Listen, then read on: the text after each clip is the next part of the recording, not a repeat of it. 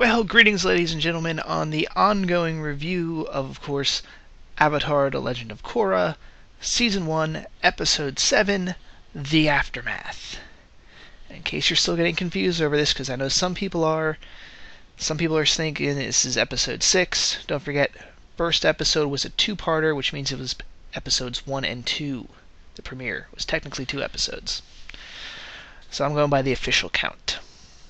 Now that we've got that little tidbit out of the way, very interesting episode. You can clearly see the pieces are beginning to move towards whatever end goal Amon has planned.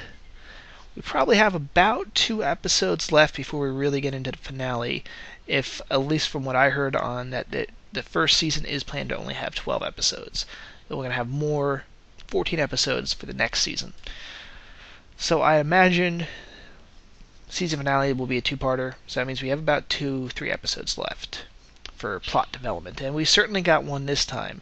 We have basically Bolin and Mako move into the Sato mansion after also being offered to move into the air temple. Kind of seeing them pick a side there. Again, this whole love triangle situation, they haven't completely abandoned it, but it seems like they're moving to an interesting conclusion with that. But suspicion begins to fall on Hiroshi Sato, that he might be an Equalist. After all, you do kind of wonder, where are the Equalists getting all this equipment from? Funding's one thing, raw money. They clearly have supporters, and if all those supporters just give a little bit of cash, they would have some money. But how do you build these weapons?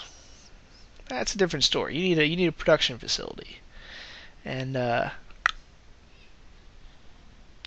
as it turns out, perhaps Mr. Sato is the man behind it. And in fact, he is. Kind of a dramatic character change. I guess maybe I'd have to go back and look at some of the previous episodes to see if there was some hints that he was not happy with having Bolin and Mako around. Kind of unsettling stuff. He seemed way too comfortable, because apparently his wife was again killed by a gangster.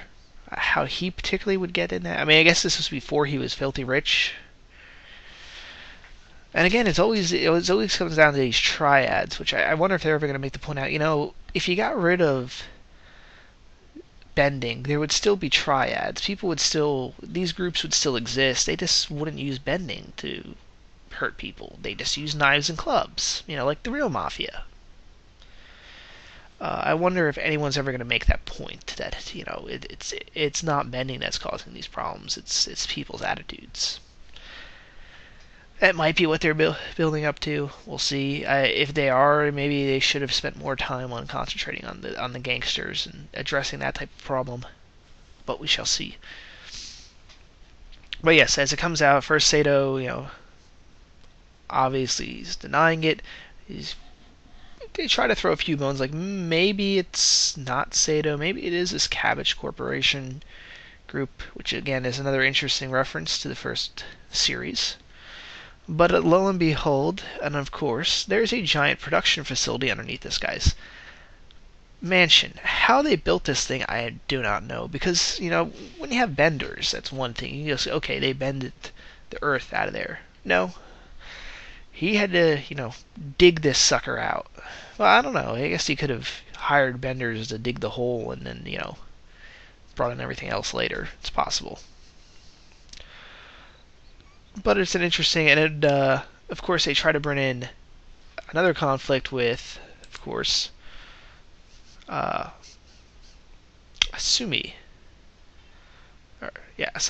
Azumi. Sato's daughter, who has genuinely fallen for Mako. Like, there is a real love triangle, and they have that little moment where the father goes, the come join me moment, and rather than just say, no, I won't, she actually decides to take his weapon, like, okay, I'll join you, and then zaps him. Interesting. Certainly, so now she seems to have become a full member of the new Team Avatar. We finally have a normal for the group. And we also got to see some action from both Chief Beifong and now Tenzin getting into some action as well, using his airbending. And it's kind of interesting is all right. Sato has now basically built these mech tanks. I guess they're still technically tanks because their legs are tracked, but the rest of it is kind of like a mech. So we've got some mecha now in the Avatar universes, which isn't too much of a stretch, considering they kind of already had tanks in the first series, and this is 70 years later. But it seems like they actually designed it where they did not anticipate, like when they designed to counter benders, like, okay, it's made of metal, so you can't, fire won't be that effective. It's made out of such a pure metal that even metal benders can't bend it. It's got the electricity stuff. I'm assuming it's probably waterproof, but you can kind of tell they didn't anticipate how to counter air. Again, because there's only like 4 or 5 airbenders out there. So it's nice that they subtly incorporated that. We're clearly going to see this, although I'm still shocked that they still have not, with the metal bending cops, put installation in their uniforms. So, they don't get shocked. They still electrocute these guys. They still fall for that. You figure by now they would have incorporated the electricity countermeasures. But alas.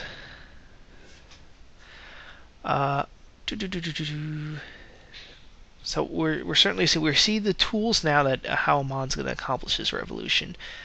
Again, we see much more of the police, much more of them cracking down. And as they're doing this kind of crackdown, it is interesting to kind of note there's maybe some subtle hints that, again, maybe there is some legitimacy to Mon. After all, the police are all dressed in gray, rather Prussian-looking uniforms.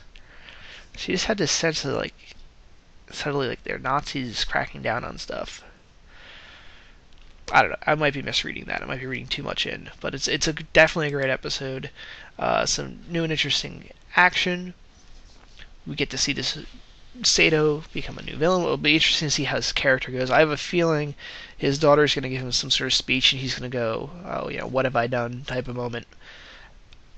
That's my prediction. That'd be if it follows stereotypical lines, but might not necessarily go that way. We'll see what happens. The action, of course, fairly good. Character development, obviously we got a lot of character. At the end, we have Korra kind of saying to Mecha, go to Asumi. She needs you. Because at the end of the episode, she's chosen to stick with them, not join her father.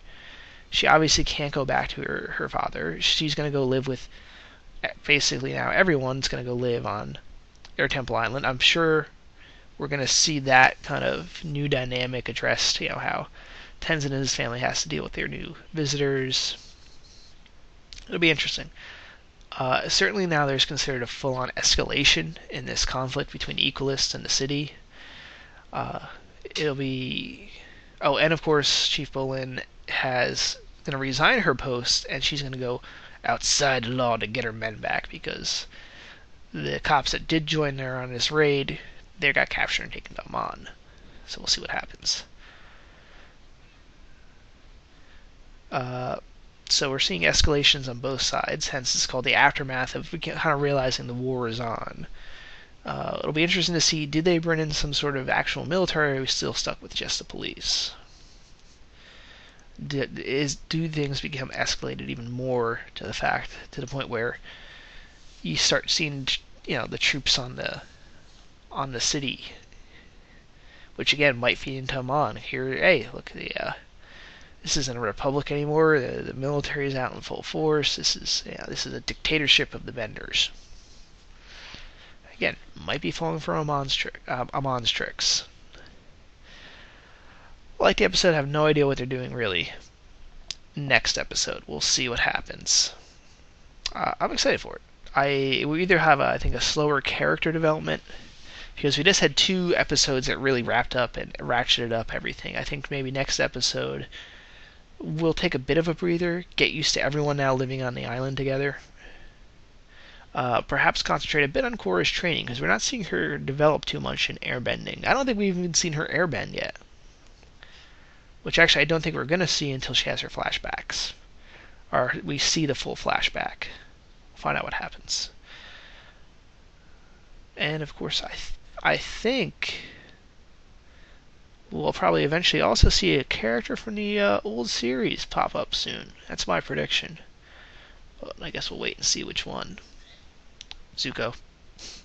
Alright, signing off for now. See you guys next week. And please subscribe. And if you want to really sit through something long, sit through my incredibly long 50-minute rant about the movie Battleship. I shocked myself, which is why I'm trying to make this short. See ya.